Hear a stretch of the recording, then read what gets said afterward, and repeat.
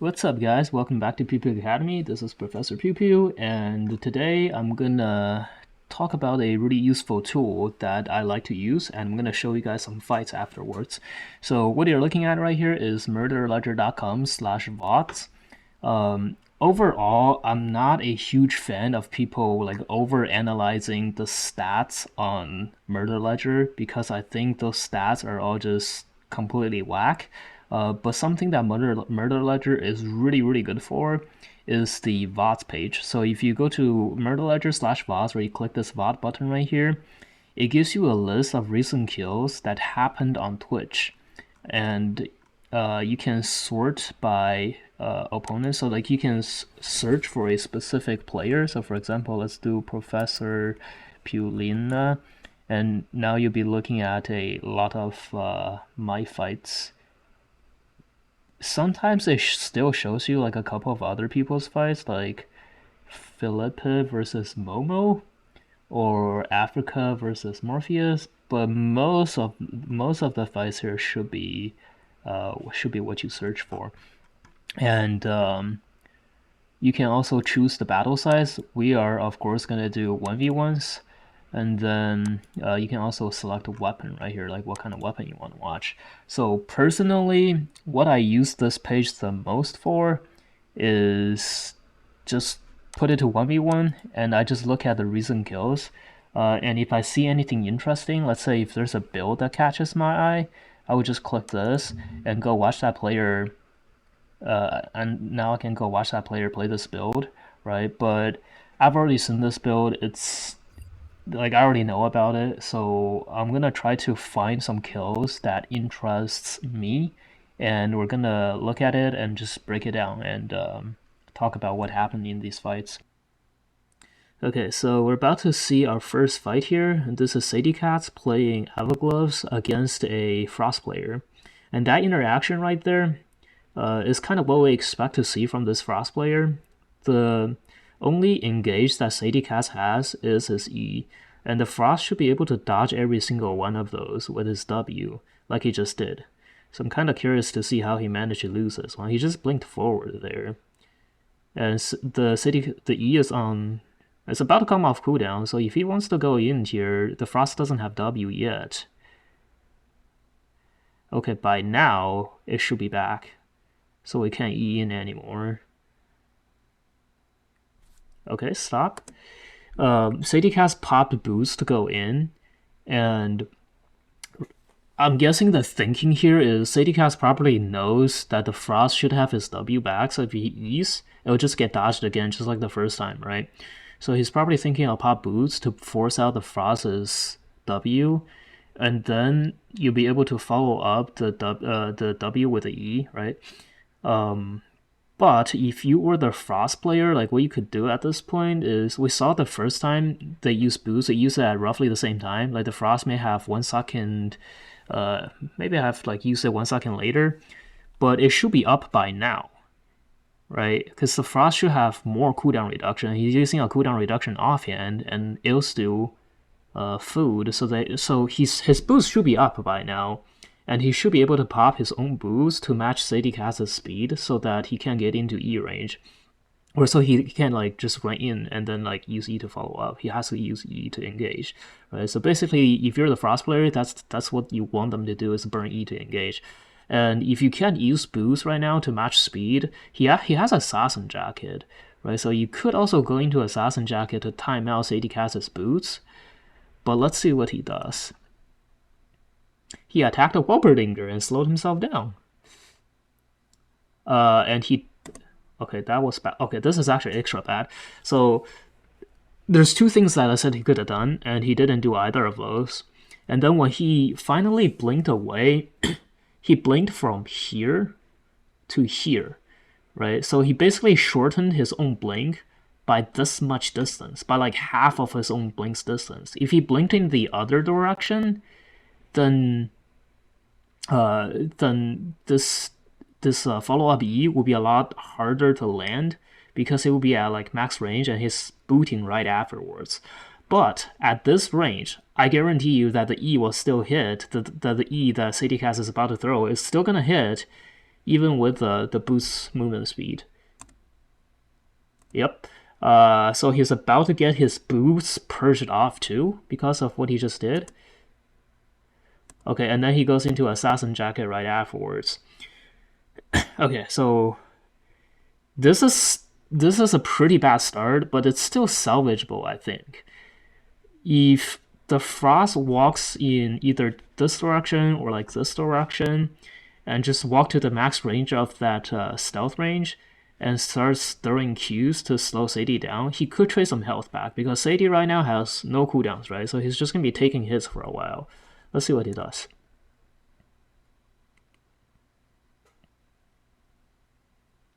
Okay, there he is, max range. Not throwing Qs. Okay, so he didn't throw Q after the laser hat. First of all, I would have started out with a Q, just to keep applying that slow and make sure he doesn't get close, right?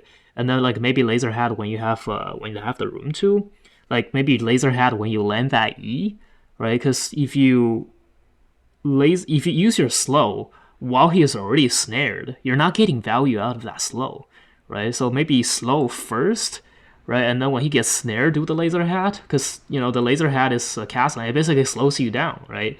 And he just doesn't know how to guide his sims. But let's keep watching this. Also, this entire time he's not auto attacking at all, so the value in his offhand is just not being used. Okay, because he popped boots late the first time, the second time Sadie Cat is gonna have his boots up first before the Frost is gonna have his boots, right? So Sadie can basically just boost right in, and right now this is over. Right? There's nothing the Frost can do now.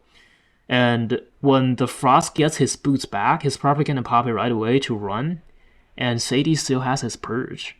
So let's keep watching.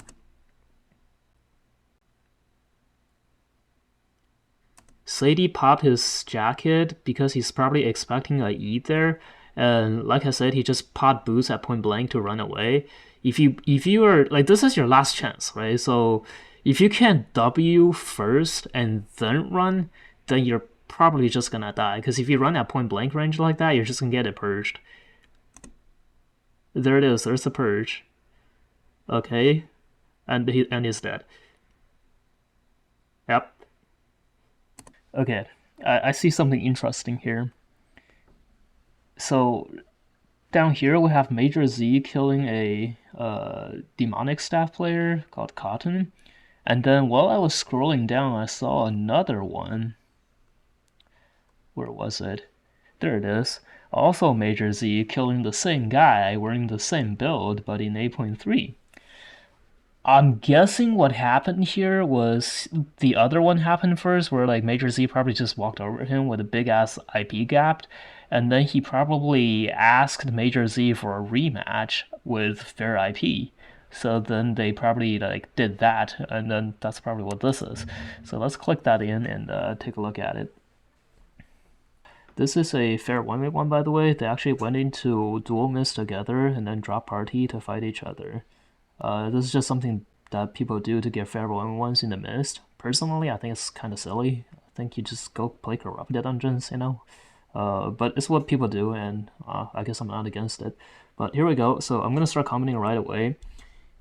Personally speaking, as a melee player, when I fight against other curse players, I don't play curse, but when I fight against curses, I think the best use of the curse W, like Desecrate, is after somebody already burned a skill to engage on you, you use Desecrate to snare them so you can keep distance between you and them. That way you can keep kiting them, you can take less damage. But because we used our Desecrate at the very start, before the dual sword E, we basically lost a lot of value from the snare, right? Because it's able to close gap afterwards. So let's keep watching. And then we hit a really early E, which actually scared him off. So Major is gonna reset now, and I've already watched this fight a couple of times. So every time they reset like this, I'm just gonna skip forward. Okay, so health bars are full now, and Major is gonna start stacking on this wolf. And I feel like right here, the curse player should have just walked in while he's still stacking. because right now, like we know that wolves. Hold on, we pause right here. Okay, so first of all, if you're scared of pre-stacking, like maybe that's why you didn't walk in on him, then maybe if that's the case, then just walk away, right? Wait for the Q stacks to completely fall off. But personally, I think like dual swords don't benefit that much from pre-stacking. They do a little bit, but not that much compared to like other stacking weapons. So it's probably okay to just start fighting him while he still had the wolf on him. And if we're not gonna do that, like if we're just gonna wait for the pre-stacks to fall off, then maybe back off completely and actually wait for those stacks to fall off. But instead, we kind of did neither, right? Like we waited for the wolf to die, and then we walked in while he still had Q stacks. And we also did the same mistake that we did the first time, which is throwing the W too early. So this time, we didn't get value out of the snare again. And I guess this time we did block a lot of damage with the soldier helmet. It was pretty good reflexes. And we're gonna carry on now. So the first time that Major Z eat in, before the reset, the first engage, there was a really early E coming out of the curse, right? There was like 2 sacks and then an E. And this time, as soon as the soldier helmet ended, Major drank his potion, his escape pod, in anticipation of that fear. And seeing the potion, the curse is now holding his E until it runs out. Yep. And then there's the E afterwards. Okay, nice W, but then here, so I feel like there should have been some anticipation for the sword W. Like it was a good, and this is what I was saying earlier too. Like if you wait for the sword to like jump in on you first and then you W, you see like how much distance he opened up afterwards. If he managed to sidestep this W as well, then there could have been a lot of kiting done here. But unfortunately, he did get hit by the snare, so the gap is closed again. And now we used Assassin Jacket for Merc, but then we got pulled out of it the by the Stalker Hood. But when he pulled us out of Stalker Hood, like we were already kind of far away from the sword, so he turned around and hit the mob to get some healing off of his jacket.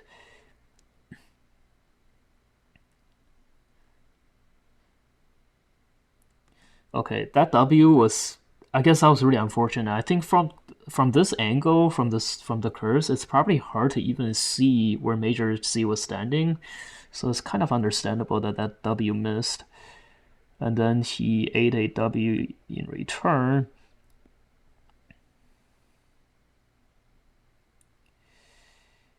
We probably have Soldier Helmet right now, so I feel like it should have played off of that mob again. I think it's always good to punish sword players for pre-stacking on mobs if you can, like if you have cooldowns up.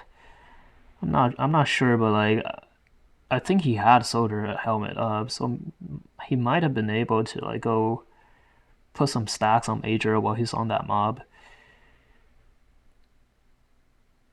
Looks like they're just walking for a reset now, and okay, yeah, this part I remember. So this part is questionable. Okay, you see how the curse was already regening health?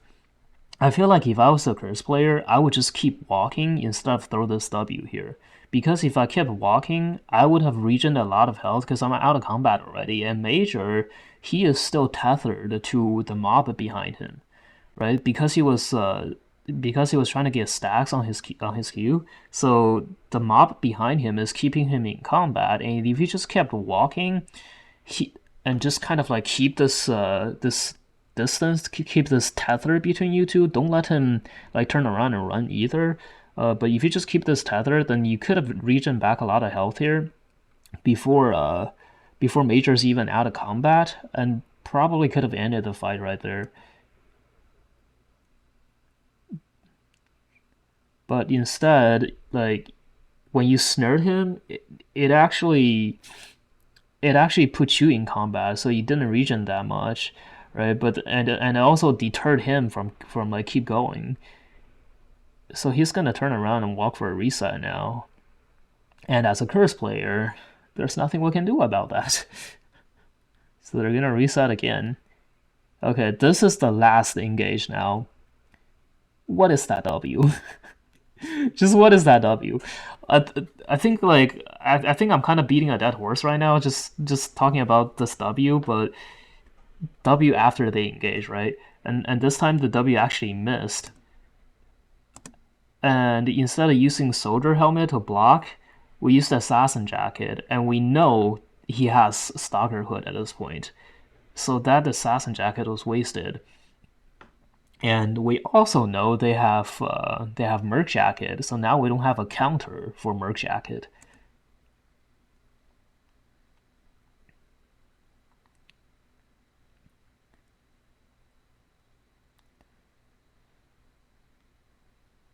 Okay, so here I think the fight is pretty much over because of the mistake at the start.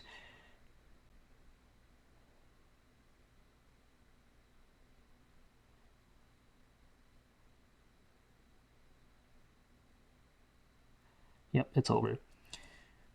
I think the reason why we were able to trade evenly on the second fight was because of that well-timed soldier helmet. And I don't like I don't know why he popped a assassin jacket here, but yeah, this is basically where he messed up. And as a curse player, you know, I always tell people this when they ask me if curse is good in the miss. I always tell them if you make a mistake on the curse, they're gonna mobility weapons are gonna run you over, and if you play perfectly on the curse, mobility weapons are gonna run away from you. So it's just hard to play a curse, I think, especially a off meta curse like demonic staff. Okay, let's move on now. Okay, I have a feeling that this one is going to be really entertaining to watch because we have Daniel playing double bladed staff favorable build against Trixon playing A3 Deathgiver cloth one shot build. And the reason why I think this is going to be entertaining is because Trixon in all A3 excellent except for the cape, has only less than 1600 IP, whereas Daniel in 6-3 has over 1600 IP. So Trixon is probably a swiper. Uh, let's see how this goes. So we know that Trixon is gonna die, but let's see. Wait. Oh god. Okay. First of all, when you see somebody trying to dismount by mobs, maybe just like get off the chest and get ready to fight, you know? Like maybe get one Q stack in before you get stunned, because that could be helpful. Um, that way, like if you get one Q stack in there already, then you get stunned. Coming out of stun, you can maybe like do another Q stack and then Shadow Edge into another Q stack, right? And then you have 3 stacks. But no, basically we just give him the free engage, and we have no stacks, and he's still full health.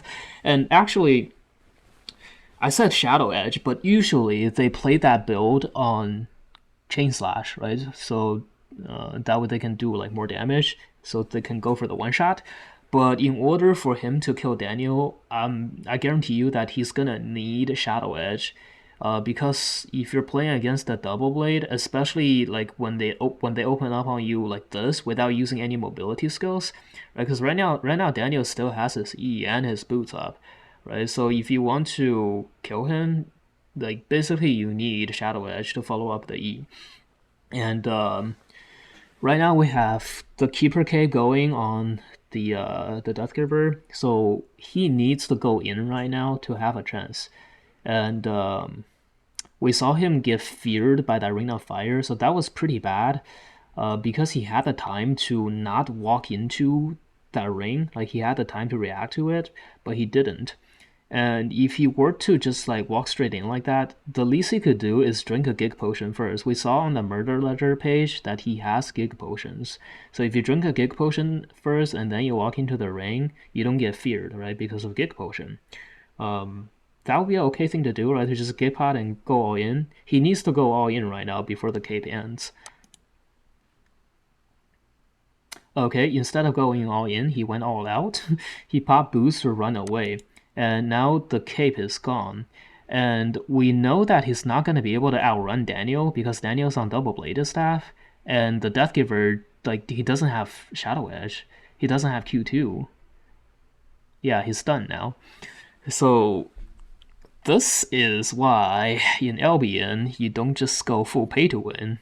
Like Daniel right now is laughing, he's thinking, thanks for swiping your credit card to buy me a full A3 set.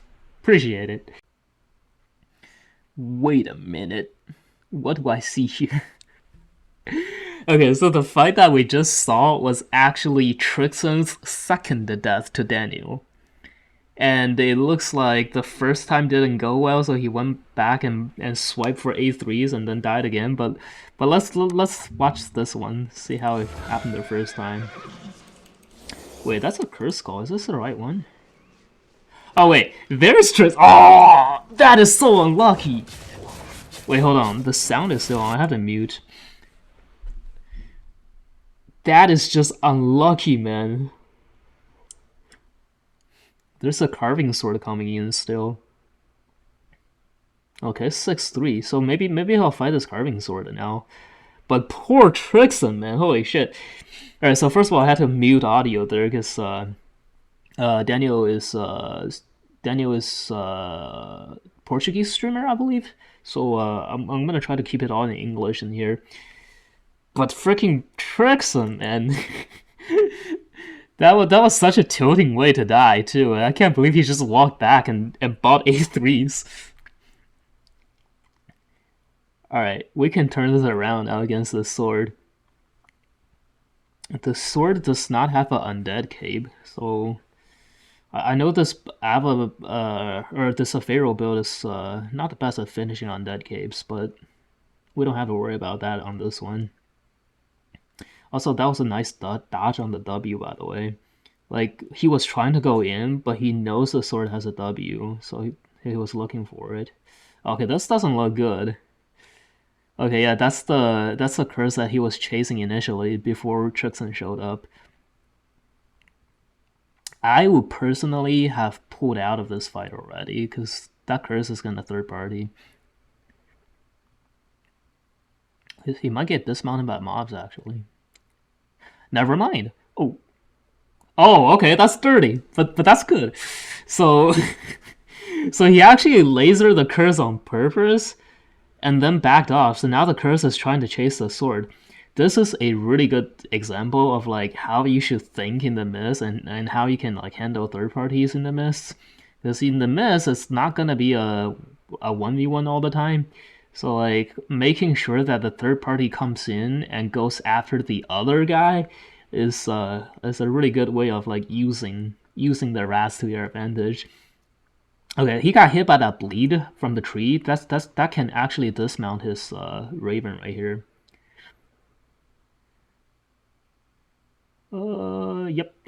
Okay, so the sword player is pretty screwed right now, right? Because like during the time he was getting chased by the curse, Daniel regen to full health, and now it's just gonna be a run over. Don't aggro. Oh, he aggroed the mobs. The mobs could hurt a little bit. Yeah, it's a good call to pull off from the mobs while he has no abilities up. Oh no! Well, I guess he had to. Like the sword eat away from him. So now he can't exit from the exit because you know he actually had to hit Daniel. All right, now he just has to mount and get out. Oh, there's mobs over there. The curse is gonna dismount the mobs. He should be fine though. Just stun first. Yeah, he's out of here. Yeah, so that was a pleasant surprise actually. I just wanted to see how Trixon died the first time, and then we get to see Daniel like using rats to his advantage. That's good. That's good. Let's go to the next one. Alright, this one could be interesting. We have a Spider-Man helmet lover. So if you guys watch my stream, you know that I love this helmet. And Daybreaker, I think, is a really good weapon to use with it because, Daybreaker has a purge on it. Usually, if you run this helmet, you sacrifice a purge from your Fincal, from like not having a Fincal. But Daybreaker already has a purge, so that's okay.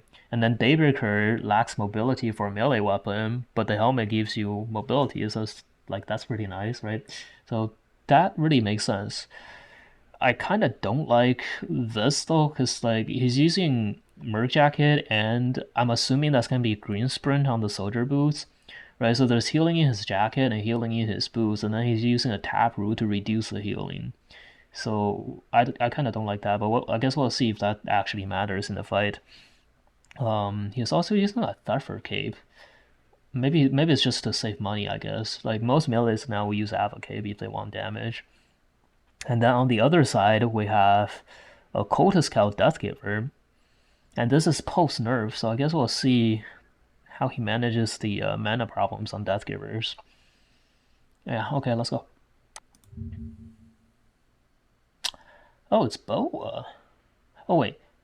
Oh, he changed his name? His name used to be Headmaster Boa. Yeah, we used to laugh about that because I was Professor Pew Pew and he was Headmaster Boa. I guess he made a new account too. Alright, let's go back to the start and see what happened. Okay, here comes the Deathgiver. Miss Shadow Edge, nice. Oh, it's a Q1. It's a Q1 Deathgiver. I guess that's how he doesn't run out of mana. Wait. Why do we use the helmet there?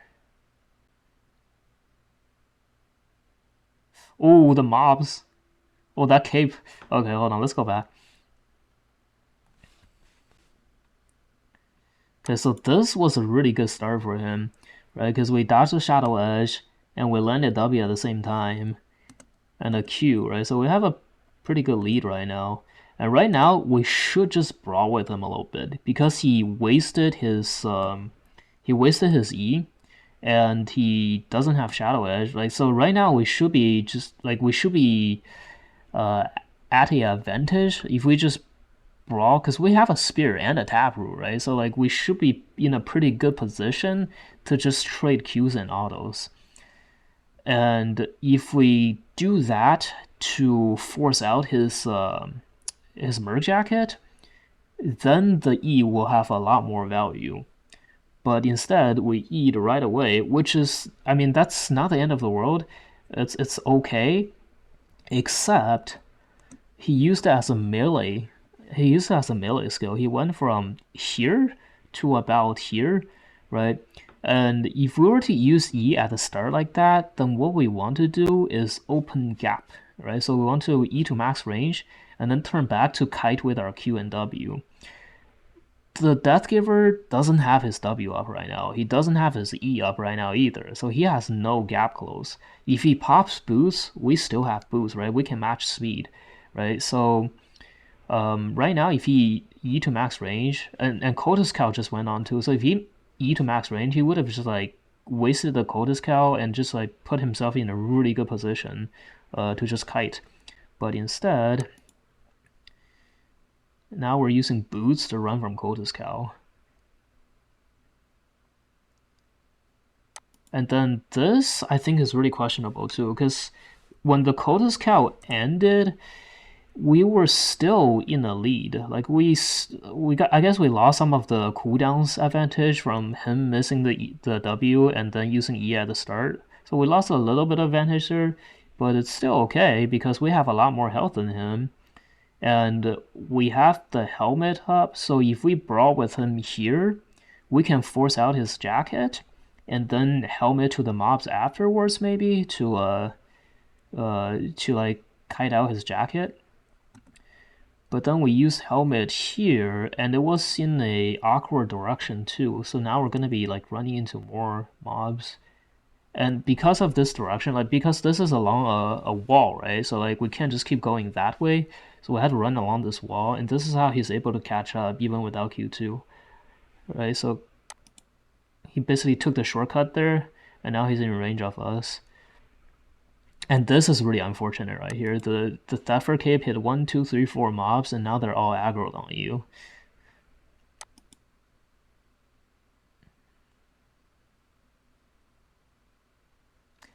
Okay, that's a bad mistake right there. When he used his smirk, oh crap, went but too far there. Watch for the Merc jacket on the Deathgiver. There, he used his smirk, and we have 3 seconds on the purge, which is not bad. 1, 2, 3, 4.